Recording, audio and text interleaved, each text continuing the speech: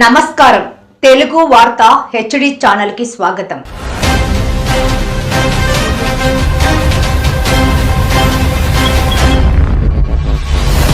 శ్రీ గురుభ్యో నమః.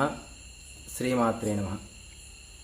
ఈరోజు మన నాగారం గ్రామంలో ఎన్నో రోజుల నుంచి త్రయోదశి పురస్కరించుకొని ప్రతి త్రయోదశికి ప్రదోషకాల సమయంలో అంటే సాయంకాల వేళ స్వామివారికి విశేషంగా అభిషేక పూజా కార్యక్రమాలు నిర్వహిస్తున్నాం. మరి ఈ యొక్క నందీశ్వర స్వాముల వారికి ప్రదోషకాల సమయమే ఎందుకు మంచిది అనేటువంటి అంటే శివుడికి మంచి వాహనమైనటువంటి నందీశ్వరుడు ఆయన ఒక ద్వారపాలకుడు కూడా. ఈయన మరి ఏ విషయం ఉన్నా కూడా ఆ నంది వాహనుడికి ప్రోటోకాల్ లాగా ఏ విషయం ఉన్నా కూడా దానికి వరదసారథి అయిన ఏ విషయాలున్నా కూడా నందీశ్వరుడే చేరజేస్తూ ఉంటారు. అలాంటప్పుడు ఏ విషయాలున్నా కూడా నంది చెవిలో చెప్పుకుంటే మనకు ఆ యొక్క కోరికలు నెరవేరుస్తాయనేది నమ్మకం.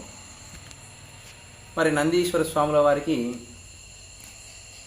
అభిషేకం చేయడం వల్ల మనకు ఎలాంటి ప్రయోజనాలు ఉంటాయి?